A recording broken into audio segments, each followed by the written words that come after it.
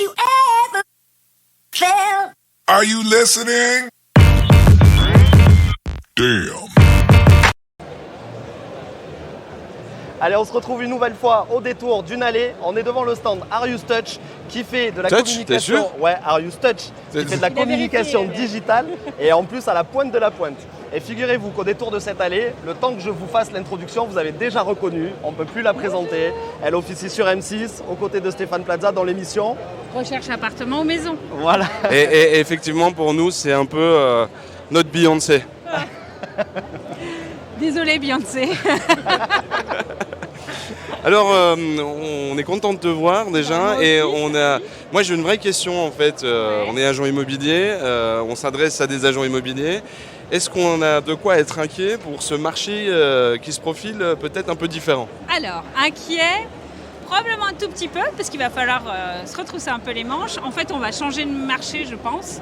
On va passer d'un marché vendeur à un marché acquéreur. Et en fait, comme on a été, je l'ai dit tout à l'heure en conférence, pourri gâté pendant quelques années, au niveau des acheteurs, là, va falloir aller chercher nos prospects, conserver nos acquéreurs, les travailler un peu plus. Et puis revoir notre méthodologie de travail. Alors, récemment, dans une interview, Pascal disait et faisait le rapprochement entre le marché de 2009 qui se profile à l'horizon. Est-ce qu'on est pour les plus anciens, bien évidemment, qui ont connu ce marché? Je fais partie des anciens. J'ai 17 ans d'immobilier. Moi aussi. Voilà. Toi aussi? 20 ans, moi. 20 ans. Non, mais c'est la réalité. C'est vrai, en plus. Et donc, du coup, 2009, 2022? Alors, 2008, ça a été un cran d'arrêt assez brutal parce qu'en fait, les banques... Là, on est pareil. On a un phénomène de banque qui durcit le marché avec des conditions d'emprunt qui sont revues vraiment à la baisse, on va dire.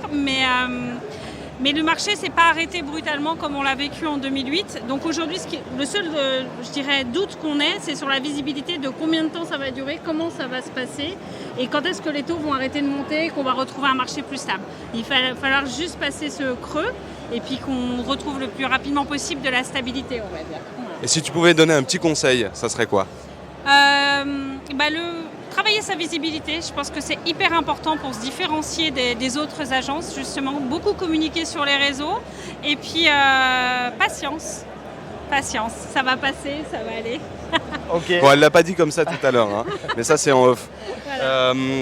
Pour terminer la chronique, du coup, le salon Rent, pour un agent immobilier, quel est l'intérêt de venir participer à ce type d'événement? Alors Rent, moi j'adore, je viens tout le temps, mais je viens depuis hyper longtemps en fait. J'ai découvert ce salon un peu par hasard au démarrage et en fait j'y viens tout le temps parce que c'est absolument génial. On voit les nouvelles technologies arriver, on les apprivoise un petit peu, on essaye de voir dans quel contexte on va les utiliser nous dans notre quotidien et en fait on voit la technologie évoluer et petit à petit on se l'accapare en tant qu'agent immobilier et je trouve ça absolument extraordinaire.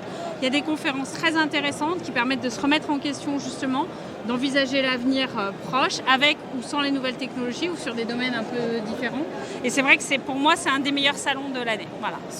Super, on te retrouve bientôt sur M6. Oui, vendredi. Et n'oubliez pas, si vous recherchez un appartement ou une maison, il y a Pascal à Besançon et Alex à Agen. Et Sandra à Lyon. Voilà.